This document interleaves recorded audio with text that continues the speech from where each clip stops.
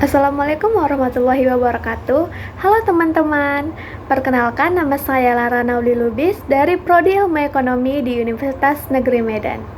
Nah, di video kali ini saya akan membahas hasil critical book review tentang pendidikan kewarganegaraan.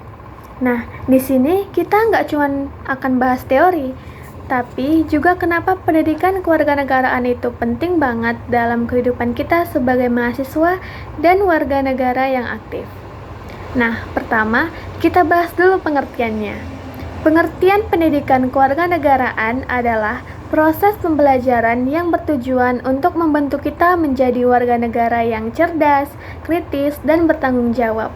Menurut Nu'man Somantri 2013, pendidikan kewarganegaraan merupakan program pendidikan yang berfokus pada demokrasi politik dan diperkaya dengan berbagai sumber pengetahuan lain.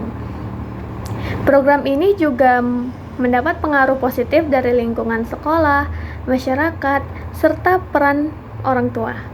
Nah, seluruh aspek tersebut dipadukan dalam proses pembelajaran untuk melatih peserta didik agar mampu berpikir kritis, menganalisis, bersikap, dan bertindak secara demokratis sebagai persiapan dalam menjalani kehidupan yang demokratis berdasarkan Pancasila dan Undang-Undang Dasar tahun 1945.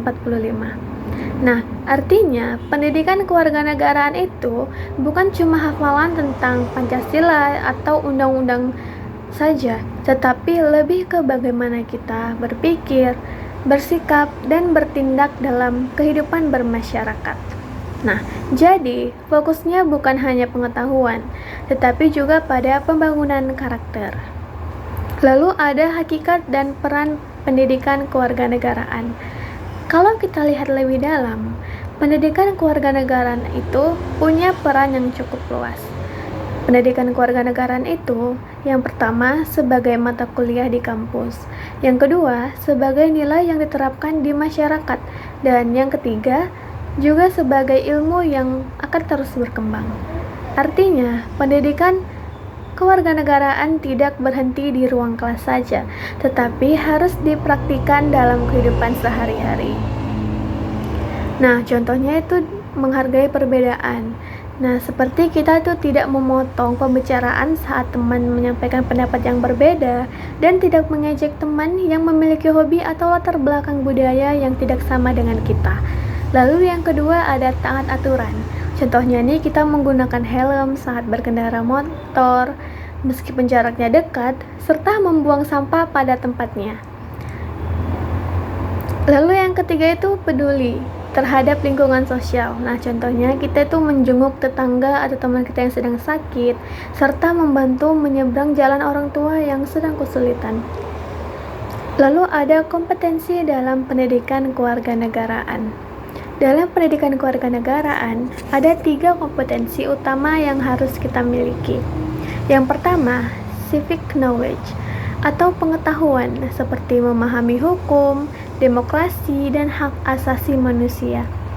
Lalu yang kedua ada civic skills, yaitu kemampuan berpikir kritis dan berpartisipasi. Misalnya ini kita tuh berani menyampaikan pendapat atau ikut kegiatan sosial yang bermanfaat.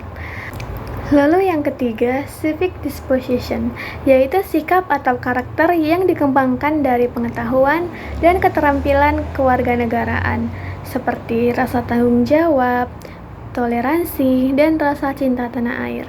Nah, 3 hal ini tuh harus seimbang supaya kita itu bisa menjadi good citizen. Nah, contohnya nih, kita seorang warga negara pertama-tama perlu memiliki pengetahuan kewarganegaraan yang baik, terutama pengetahuan di bidang politik, hukum, dan moral dalam kehidupan berbangsa dan bernegara.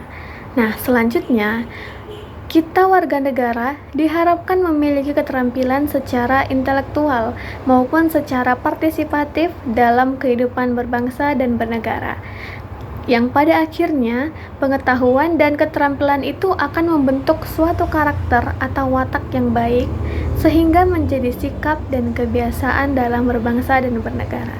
Nah, karakter atau sikap hidup sehari-hari yang mencerminkan warga negara yang baik adalah mengetahui akan hak dan kewajiban kita sebagai warga negara. Nah, selanjutnya ada nih tantangan pendidikan kewarganegaraan. Nah, saat ini tantangan kita bukan lagi penjajahan dari luar, tetapi juga justru dari dalam negeri sendiri. Nah, contohnya seperti korupsi, kurangnya kesadaran hukum, intoleransi, dan pengaruh negatif globalisasi. Nah, kalau kita tidak punya pemahaman kewarganegaraan yang baik, kita bisa ikut terbawa arus negatif tersebut. Nah, makanya pendidikan kewarganegaraan itu penting banget untuk membentuk karakter kita supaya tetap punya nilai dan prinsip yang konsisten sehingga kita tidak mudah goyah. Nah, jadi bisa kita simpulkan bahwa pendidikan kewarganegaraan itu bukan sekedar mata kuliah biasa. Namun, pendidikan kewarganegaraan punya peran penting dalam membentuk kita menjadi warga negara yang cerdas, kritis, dan bertanggung jawab. Nah, selain itu, pembelajaran pendidikan kewarganegaraan yang baik harus seimbang antara teori dan praktik. Sekian dari penjelasan saya, semoga video ini bisa membantu teman-teman memahami pentingnya pendidikan kewarganegaraan. Terima kasih sudah menonton dan sampai jumpa di pembahasan selanjutnya.